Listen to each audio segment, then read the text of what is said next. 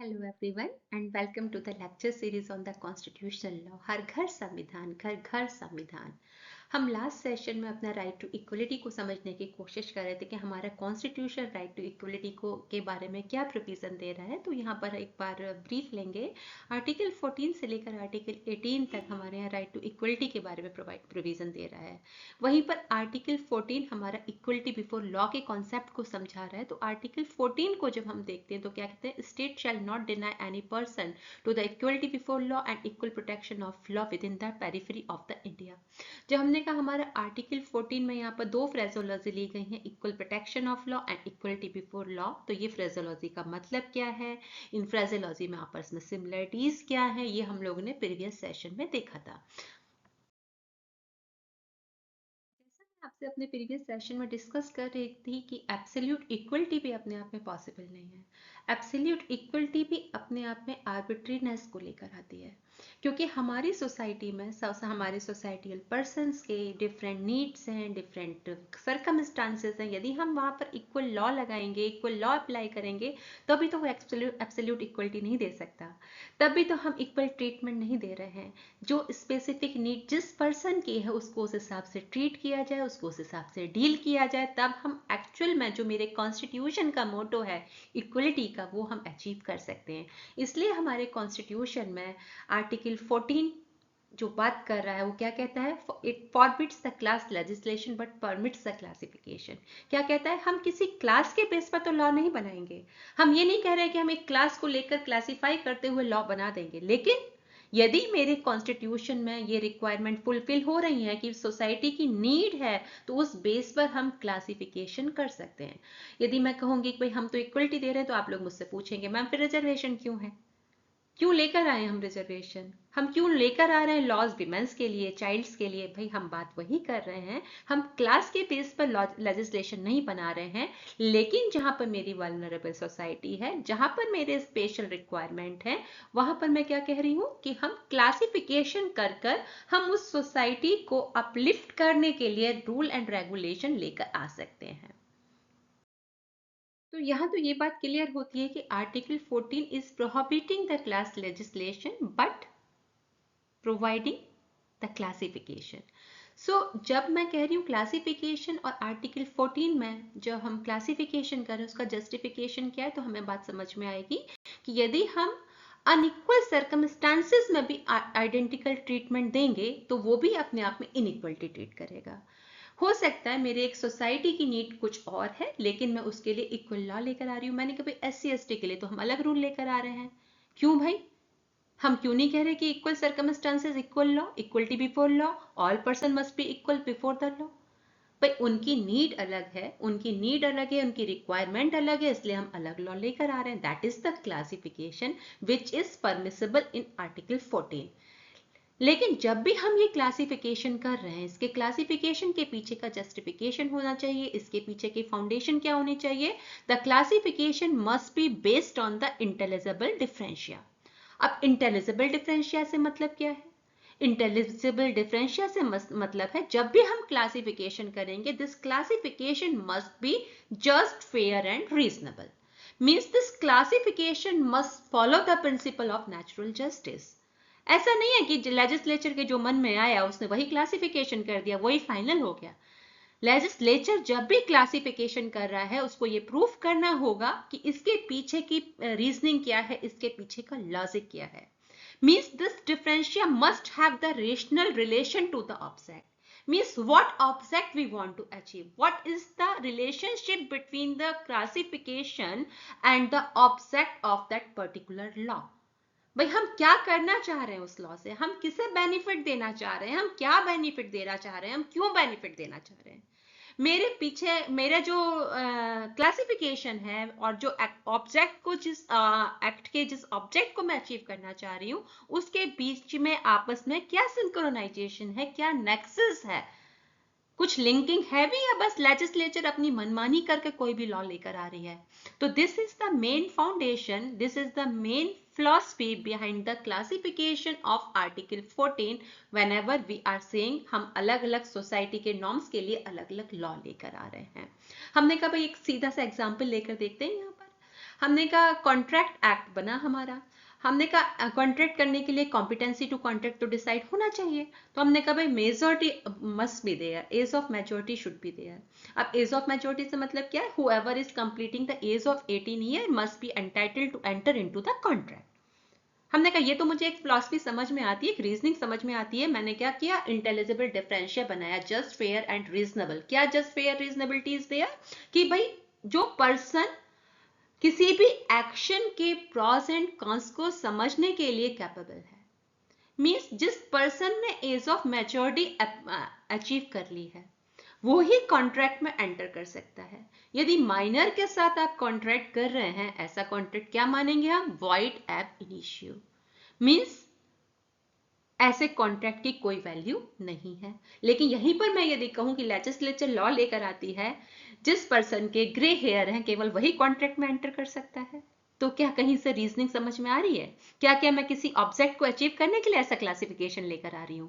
तो कहने का मतलब क्या है यहां पर, जब भी हम आर्टिकल 14 में क्लासिफिकेशन का बेनिफिट देना चाह रहे हैं, हम कोई अलग अलग लॉ लेकर आना चाह रहे हैं, हम लॉ के अंदर क्लासिफिकेशन करना चाह रहे हैं, तो वो इंटेलिजिबल डिफरेंशिया पर बेस होना चाहिए, मींस नेचुरल जस्टिस के कॉन्सेप्ट को फॉलो कर रहा हो, जस्ट फेयर एंड रीजनेबल हो, साथ ही साथ जिस एक्ट में, जिस लॉ के लिए हम स्पेशल वैल्यू दे रहे हैं, स्पेशल रेफरेंस दे रहे हैं, क्लासिफिकेशन दे रहे हैं, वहां उस ऑब्जेक्ट को अचीव करने के लिए वो क्लासिफिकेशन फिक्स कर रहा हो, वहां से मैच कर रहा हो, लिंक कर रहा हो, सिंक्रोनाइज कर रहा हो, तभी ऐसा क्लासिफिकेशन आर्टिकल 14 में वैलिड माना जाएगा। तो इसको हम एक केस से समझने की कोशिश करते हैं कि क्लासिफिकेशन को हम कैसे समझेंगे। भाई हम क्लासिफिकेशन लेकर आ रहे हैं तो उसके पीछे कुछ जस्टिफिकेशन है भी या नहीं है, क्या ऑब्जेक्ट में और क्लासिफिकेशन में कोई नेक्सस है। तो यहाँ पर मैं केस ले रही हूँ air India versus Nargis Mirza का। इस पर्टिकुलर केस में air India and Indian airlines के रेगुलेशन 46 एंड 47 को चैलेंज किया गया था। तो रेगुलेशन 46 क्या कहता था हमारा, an air hostess was retired from the service upon attaining the age of 35 or on marriage if it took place within the 4 year of the services or on the first pregnancy whichever occurred earlier. While the regulation 47 is talking about that the managing director has the discretion to extend the age of the retirement by 1 year at a time beyond the age of 45 year if she is found medically fit. तो जहां पर हमें ये दो regulation देखने को मिलते हैं, यहाँ पर हमने क्लासिफिकेशन किया, हमने कहा एयर होस्टेस के रिटायरमेंट का और बाकी लोगों के रिटायरमेंट के बीच में हम क्लासिफिकेशन कर रहे हैं। क्या क्लासिफिकेशन कर रहे हैं कि एयर होस्टेस की जो एज है वो 35 ईयर हो जाए, या वो मैरिज कर ले 4 ईयर के अंदर सर्विसेज के, या उसकी प्रेगनेंसी हो जाए, फर्स्ट प्रेगनेंसी हो जाए, जो भी इसमें से जल्दी होगा, जो भी अर्लियर होगा, उसके बेस पर उसका रिटायरमेंट हो जाएगा। रेगुलेशन 47 क्या कह रहा है, मैनेजिंग डायरेक्टर को डिस्क्रिशनरी पावर दे रहा है, यदि उसको लगता है कि जो एयर होस्टेस है वो मेडिकली फिट है तो उसकी सर्विस को वो 1 ईयर तक के लिए एक्सटेंड कर सकता है, 45 डेज ऑफ ईयर तक। तो इन दोनों ही रेगुलेशन को यदि हम कहें कि क्लासिफिकेशन बनाया गया, क्या लेकिन ये जस्टिफाइड हो रहा है? क्या मेरा क्लासिफिकेशन जस्टिफाइड है? क्या किसी विमेन को मैरिज से प्रोहिबिट करना या प्रेगनेंसी से प्रोहिबिट करना, क्या ये हमारा आर्टिकल 21 के वायलेशन में नहीं है? क्या ये मेरी फ्रीडम के अगेंस्ट में नहीं है? क्या ये ह्यूमन डिग्निटी के अगेंस्ट में नहीं है? वहीं पर एक मैनेजर को, डायरेक्टर को डिस्क्रिशनरी पावर देना कि आप किसी भी एयर होस्टेस की सर्विसेज को कुछ साल तक के लिए बढ़ा सकते हैं, क्या ये जस्टिफेबल है? क्या है ये क्लासिफिकेशन जो हम कर रहे हैं मेडिकल फिटनेस का, which is depending on the discretionary power of the managing director, whether it is the suitable one, whether it is having the certain linkage between the object whatever we want to achieve and the classification. So on the basis of this regulation what the court said, क्या कहा court ने, क्या decide किया court ने, क्या कहा, termination of service on pregnancy was unreasonable and the arbitrary and the violation of article 14। Court क्या कह रही है भाई, यदि आप किसी की सर्विसेज को केवल प्रेगनेंसी के बेस पर आप टर्मिनेट कर रहे हो, सर्विसेज को खत्म कर रहे हो, तो ऐसा जो है आपका डिसीजन जो है, ये एक्ट जो है, ये अनरीजनेबल और आर्बिट्री माना जाएगा, साथ ही साथ आर्टिकल 14 का वायलेशन माना जाएगा। क्यों माना जाएगा? Because It amounts to compel an air hostess not to have any child, not to go for marriage. ये आपके फंडामेंटल, किसी भी विमेन के फंडामेंटल राइट का वायलेशन है, किसी भी विमेन की पर्सनल डिग्निटी का वायलेशन है। इसलिए हम आपको ये परमिशन नहीं दे सकते कि आप अपने किसी भी रूल एंड रेगुलेशन से इस तरह का कोई क्लासिफिकेशन करें। साथ ही साथ कोर्ट क्या कह रही है, रूल 47 इज ऑल्सो अनकॉन्स्टिट्यूशनल। क्या कह रही है, जो आपने रूल 47 बनाकर जो क्लासिफिकेशन किया है, जो आपने रूल बनाया है, ये भी अनजस्टिफिएबल है, ये भी अनकॉन्स्टिट्यूशनल है, because it is not on the basis of the reasonable classification but provide only the discretionary power to the managing director. जो आप क्लासिफिकेशन करेंगे, जो आप ये डिमार्केशन करेंगे मेडिकल फिटनेस का, यहाँ भी हमें कोई रीजनिंग दिखाई नहीं देती, कोई लॉजिक दिखाई नहीं देता। यहाँ पर टोटली पावर किसको दे दी गई, डिस्क्रिशनरी पावर किसको दे दी गई, मैनेजिंग डायरेक्टर को, जो भी हम परमिसिबल क्लासिफिकेशन नहीं मान सकते। मीन्स हम यदि क्लासिफिकेशन करने जा रहे हैं, उसके पीछे क्या होना चाहिए, इंटेलिजिबल डिफरेंशिया होना चाहिए, जस्ट फेयर एंड रीजनेबिलिटी होनी चाहिए, जो इस तरह के रेगुलेशन में हमें मिसिंग दिखाई दे रही है। इसलिए सुप्रीम कोर्ट ने ये डिसाइड किया कि दोनों ही रेगुलेशन जो है वो क्या है, अनकॉन्स्टिट्यूशनल है। इस तरह का कोई भी क्लासिफिकेशन आर्टिकल 14 की सोल के अगेंस्ट में है, इक्वलिटी के अगेंस्ट में है, which must be consider the unconstitutional one. Next case यहाँ पर हम लोग लेते हैं DS Nagara and others versus union of India. The government of India issues an office memorandum dated May 25, 1979, through which the government of India liberalized the methodology for calculating pension in respect of the employees regulated by the Central Services Pension Rules 1972 and made it applicable to the employees retiring on or after March 31, 1979.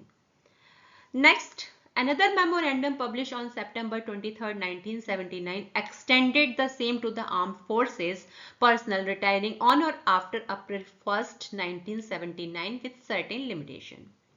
So here what the petitioner 1 and 2 who retired in the 1972 from the Central Civil Services and the Armed Force respectively, and the petitioner number 3, a registered society advocating the cause of petitioner all over the country, challenged the legitimacy of these two memoranda as far as liberalization in pension computation had been made applicable solely to those who retiring on or after date specified, that is the March 31, 1979 and April 1, 1979, and the benefit of the liberalization had been denied to all those who retired before the date specified. तो question उठता है यहाँ पर, क्या ये date का demarcation जो हमने क्लासिफिकेशन किया है डेट के बेसिस पर, क्या ये जस्टिफिएबल है? क्या हम कोई भी डेट बनाकर इस तरह के डिमार्केशन को यदि हम कर रहे हैं, हम प्रोस्पेक्टिव, रेट्रोस्पेक्टिव जो भी हम देख रहे हैं, क्या यहाँ पर कोई हमें इसका रीजनेबिलिटी नजर आ रही है? क्या मुझे कुछ ऑब्जेक्ट्स है, या जो मैं क्लासिफिकेशन लेकर आ रही हूं उसमें मुझे कुछ नेक्सस नजर आ रही है? क्या ये जस्टिफिकेशन, क्या ये क्लासिफिकेशन नेचुरल जस्टिस के कॉन्सेप्ट बेस है या ये आर्बिट्री है? तो इस केस में सुप्रीम कोर्ट दो इश्यूज से डील कर रही थी। First issue was whether the pensioners eligible for the superannuation और retirement pension creates a class as a whole. Second issue was whether the date of retirement is a significant component for the eligibility when a revised formula for calculating pensions is implemented and become effective on a certain date. तो supreme court जब इसमें अपना observation दे रही थी, supreme court जब इसमें अपनी guideline दे रही थी, सुप्रीम कोर्ट ने क्या कहा, when the state decide to liberalize the pension system in order to enhance the social security for old age government employ, it could not provide the advantage of liberalization only to those who retired after the specified date and refuses the same to those who resigned before the date. The division that distinguish between the pensioners into the two classes based on their specific date of the retirement is completely void.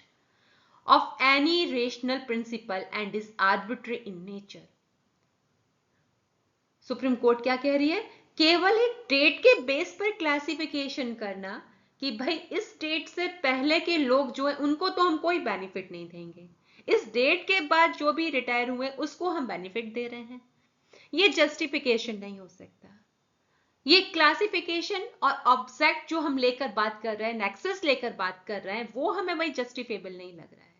ये मुझे natural justice के concept का violation लगता है कि एक certain date से पहले आप सारा कुछ लिबरलाइज नहीं कर रहे हैं, एक सर्टेन डेट के बाद आप पेंशन का कैलकुलेशन को लिबरलाइज कर रहे हैं।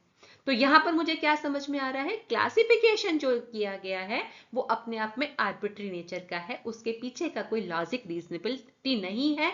यहां पर हम कह सकते हैं कि क्लासिफिकेशन जो है इंटेलिजिबल डिफरेंशिया पर बेस नहीं है, क्लासिफिकेशन जो है वो नेचुरल जस्टिस के कॉन्सेप्ट पे बेस नहीं है, क्लासिफिकेशन जो है वो जस्ट फेयर एंड रीजनेबल नहीं है। और यदि ऐसा है तो ऐसा क्लासिफिकेशन हम आर्टिकल 14 के बेस पर हम उसको वैलिड नहीं मान सकते, उसको हम क्या मानेंगे? नल एंड वॉइड, क्योंकि ये मेरे कॉन्स्टिट्यूशन के मोटो के अगेंस्ट में है, मेरे कॉन्स्टिट्यूशन की वैल्यूज के अगेंस्ट में है, जिसको हम परमिसिबल नहीं मान सकते। Third case here we are taking, that is E.P. Royappa versus State of Tamil Nadu, AIR 1974. In this case, new concept of equality was evolved. When the Justice Bhagwati hearing this case, he observed that equality is a dynamic concept with many aspects and dimensions, and it cannot be cribbed, cabined and confined within the traditional limit. He observed, in fact, equality and arbitrariness are enemies. One belong to the rule of law and other belong to monarch. क्या कह रहे हैं? कि equality और आर्बिट्रीनेस एक साथ नहीं रह सकती। सिंपल सा एग्जाम्पल, जैसे एक म्यान में दो तलवारें नहीं रह सकती, उसी तरह से इक्वलिटी और आर्बिट्रीनेस नहीं रह सकती। जहां इक्वलिटी होगी वहां आर्बिट्रीनेस का एब्सेंस होगा, और जहां आर्बिट्रीनेस है मीन्स जहां पर लेजिस्लेचर और एग्जीक्यूटिव अपने रूल एंड रेगुलेशन को बनाने के लिए, अपने रूल एंड रेगुलेशन को एग्जीक्यूट कराने के लिए यदि आर्बिट्रीनेस का यूज कर रहे हैं तो वहां इक्वलिटी पॉसिबल ही नहीं है। तो जस्टिस भगवती क्या कह रहे हैं? जब भी हम इक्वलिटी की बात कर रहे हैं, हम इक्वलिटी को क्या कह रहे हैं? हम एक ओपन ब्रैकेट दे रहे हैं। क्या ओपन ब्रैकेट दे रहे हैं? कि जहां भी लेजिस्लेचर और एग्जीक्यूटिव जब इक्वलिटी के साथ काम करना चाह रहे हैं तो वहां पर उनको कोई भी आर्बिट्रीनेस के साथ काम नहीं करना है, वहां उनको अपनी डिस्क्रिशनरी पावर को यूज नहीं करना है। क्या करना है उनको? कॉन्स्टिट्यूशन के मोरल वैल्यूज के साथ काम करना है, कॉन्स्टिट्यूशनल वैल्यूज के साथ काम करना है। So according to new concept of the equality, article 14 guarantee against the arbitrariness of the legislature and executive. So article 14 में जब हम इक्वलिटी की बात कर रहे हैं, आर्टिकल 14 में जब हम क्लासिफिकेशन की बात कर रहे हैं, तो कहने का मतलब क्या है? क्लासिफिकेशन तो हो सकता है, क्लास लेजिस्लेशन तो हम नहीं बनाएंगे, हम क्लासिफिकेशन करके लॉज लेकर आ सकते हैं। हम इक्वलिटी बिफोर लॉ तो लेकर रहे हैं, लेकिन साथ ही साथ हम किस पर फोकस कर रहे हैं? इक्वल प्रोटेक्शन ऑफ लॉ पर फोकस कर रहे हैं। इक्वल प्रोटेक्शन ऑफ लॉ से मतलब क्या है? Equality amongst the people who are having the similar circumstances. So if the circumstances are different, we may have the different laws, but there must be the logical reasoning must be there. क्या होना चाहिए? Justification must be there. Classification के पीछे क्या होना चाहिए? Intelligible differentia होना चाहिए। क्लासिफिकेशन के पीछे क्या होना चाहिए? रीजनेबिलिटी होनी चाहिए, जस्ट फेयरनेस होनी चाहिए। क्या होना चाहिए? नेचुरल जस्टिस के प्रिंसिपल का वायलेशन नहीं होना चाहिए। यदि हम क्लासिफिकेशन को हम कह रहे हैं नेचुरल जस्टिस के कॉन्सेप्ट को फॉलो करना चाहिए, तो ऑब्वियसली हम क्या कह रहे हैं? There should be no arbitrariness at the time of classifying any criteria for the purpose of giving the special advantage. तो यहाँ पर हम कुछ एग्जाम्पल समझने की कोशिश करते हैं जिसके बेस पर आर्टिकल 14 में क्लासिफिकेशन परमिसिबल है। सबसे पहले हम कह रहे हैं ज्योग्राफिकल बेसिस। ऐसा नहीं है कि हमने कहा with in the territory of India. Article 14 की लैंग्वेज में हमें देखने को जो मिलता है कि सारी इंडिया में एक सा लॉ। यदि किसी स्टेट की सेपरेट रिक्वायरमेंट है, किसी स्टेट की अपनी स्पेसिफिक रिक्वायरमेंट है, तो वहां के लिए हम अलग रूल एंड रेगुलेशन लेकर आ सकते हैं। इसको हम प्रॉपर क्लासिफिकेशन जस्टिफिकेशन मान सकते हैं डिफरेंट रूल एंड रेगुलेशन का। हमने कहा हम कई बार देखते हैं कि स्पेशल कोर्ट, स्पेशल प्रोसीजर, हम कह रहे हैं हमारे पास तो रूल है इक्वलिटी बिफोर लॉ, कि इक्वलिटी बिफोर लॉ मीन्स एक सी कोर्ट में सबका सिमिलर, कोर्ट्स में सबका ट्रायल रन करेगा, सिमिलर लॉज होंगे जब ट्रायल रन करेगा। फिर स्पेशल कोर्ट हम क्यों लेकर आते हैं, स्पेशल प्रोसीजर क्यों ऑप्ट करते हैं? अरे भाई ऐसा नहीं है कि वो अनकॉन्स्टिट्यूशनल है। आर्टिकल 246 क्लॉज 2 में पार्लियामेंट को पावर दिया गया है, यदि सर्कमस्टांसेस की रिक्वायरमेंट है तो वो अलग स्पेशल कोर्ट बना सकती है, स्पेशल प्रोसीजर बना सकती है, but circumstances should demand that. हमने कहा भाई ऐसा कैसे हो सकता है कि सर्कमस्टांसेस की डिमांड हो? तो हमने कहा भाई जुवेनाइल कोड का एग्जांपल ले लीजिए। जुवेनाइल कोड, यदि हमने कहा जुवेनाइल्स को हम हैबिचुअल ऑफेंडर के साथ ट्रीट करना शुरू कर दें, हम सेम रूल लगाना शुरू कर दें, तो क्या होगा भाई? क्या हम रिफॉर्मेटिव पनिशमेंट की तरफ जाएंगे? नहीं जा पाएंगे। तो उसके लिए हम क्या कह रहे हैं, special court and special procedure में establish if justified is there, justification is there. Next हम क्या कह रहे हैं, अ सिंगल इंडिविजुअल में कॉन्स्टिट्यूट अ क्लास। हमने कहा ऐसा नहीं है कि हमें क्लासिफिकेशन करने के लिए ग्रुप ऑफ पीपल चाहिए, इवन सिंगल इंडिविजुअल के बेस पर भी हम क्लासिफिकेशन कर सकते हैं, जो कि हमें कहाँ देखने को मिला, Chiranji Lal versus union of India के केस में 1961 में देखने को मिला। इस केस में क्या हुआ, एक जो स्पिनिंग मिल थी वहां पर उनका जो अपना इंटरनल मैनेजमेंट था वो सही से काम नहीं कर रहा था, तो स्टेट ने क्या किया, मिल को अपने पोजीशन में लिया। जब स्टेट ने मिल को अपने पोजीशन में लिया, उसके सारी रूलिंग रेगुलेशन किसके पास आ गई, स्टेट के कंट्रोल में आ गई। तो जितने शेयर होल्डर थे उन्होंने कहा भाई ऐसा कैसे कर सकते हो आप, एक्ट बनाकर सारा पावर आपने अपने हाथ में ले लिया। तो उन्होंने क्या किया, सुप्रीम कोर्ट में केस फाइल किया कि एक सिंगल कंपनी के लिए क्या आप एक अलग से एक्ट लेकर आ सकते हैं, क्या हम इसको आर्टिकल 14 में वैलिड मानेंगे? तो सुप्रीम कोर्ट क्या कह रही है कि यदि सर्कमस्टांसेस, मुझे ये कह रहे हो सर्कमस्टांसेस यदि ऐसे हो कि हमें एक कंपनी के लिए, एक पर्सन के लिए भी लॉ बनाना चाहे, तो भी वो आर्टिकल 14 में वैलिड माना जाएगा। तो अ सिंगल इंडिविजुअल में also constitute a class if circumstances is giving the permission for that, but क्या है reasoning, there must be the nexus between the object and the classification. Arbitrariness should not be there. Discretionary power of the legislature should not be there. If circumstances are there, even a single individual may constitute a class. Last example here we can take the education. हमने कहा भाई education may also be considered a criteria for the classification. For example हमने कभी judiciary का exam देना है, सबको allow कर देते हैं, कर सकते हैं क्या? जस्टिफेबल होगा क्या? जिस पर्सन को लॉ की नॉलेज नहीं है, क्या वो जुडिशरी के एग्जाम के लिए एंटाइटल है? तो हम क्या कह रहे हैं, whoever is the law graduate में entitled to give the examination for the judiciary. हमने कहा भाई जो लॉ ग्रेजुएट है केवल वो ही क्या है, एलिजिबल है एग्जामिनेशन का फॉर्म भरने के लिए। तो इसको तो हम ये नहीं कह सकते कि आर्टिकल 14 का वायलेशन है। तो इस बेस पर हम क्या बात कर रहे हैं, यहाँ पर हमने कुछ एग्जाम्पल देखने की कोशिश किया कि जिसके बेस पर हम क्या कह रहे हैं, क्लासिफिकेशन जो है वो हमारा जस्टिफेबल है। तो इन शॉर्ट में यदि यहाँ पर समअप करना चाहूँ अपने लेक्चर को, तो मैं क्या कहूंगी कि आर्टिकल 14 में क्लास लेजिस्लेशन को प्रोहिबिट किया गया है, बट क्लासिफिकेशन को परमिसिबल किया गया है। लेकिन क्लासिफिकेशन क्या होना चाहिए, इंटेलिजिबल डिफरेंशिया पर बेस होना चाहिए, और इंटेलिजिबल डिफरेंशिया भी कैसा होना चाहिए, जो नेक्सस रख रहा हो ऑब्जेक्ट से, जिसको हम उस एक्ट के थ्रू अचीव करना चाह रहे हैं। यदि मेरा क्लासिफिकेशन में और मेरे ऑब्जेक्ट में नेक्सस नहीं है, तो यहाँ पर आर्बिट्रीनेस आएगी, और जहां पर आर्बिट्रीनेस रहेगी वहां इक्वलिटी नहीं रह सकती। तो आज का हम अपना लेक्चर यहीं पर खत्म करते हैं। नेक्स्ट लेक्चर में फिर से मिलेंगे हम आर्टिकल 15 के साथ। तब तक के लिए बाय बाय।